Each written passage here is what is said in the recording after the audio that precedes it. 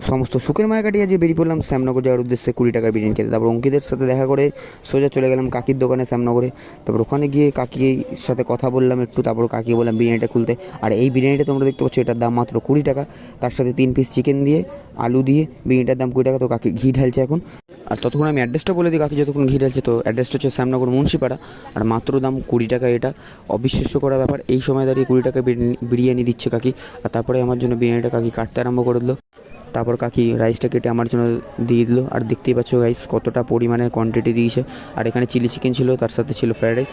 আর এইদিকে আমার জন্য মাংস কষা, মানে আমাকে 3 পিস দিয়ে মাংস কষা, তার সাথে আবার স্যালাড। মাত্র 20 টাকা এটার দাম দেখতে পাচ্ছ। আর সত্যি বলতে কোনো রিভিউ হয় না, এটা কোনো দাদা বৌদির বিরিয়ানি না, কোনো বোম্বে বিরিয়ানি না, এটা কাকির বিরিয়ানি। খুব সুন্দর খেতে, আর মাংসটা তো অসাধারণ খেতে ছিল।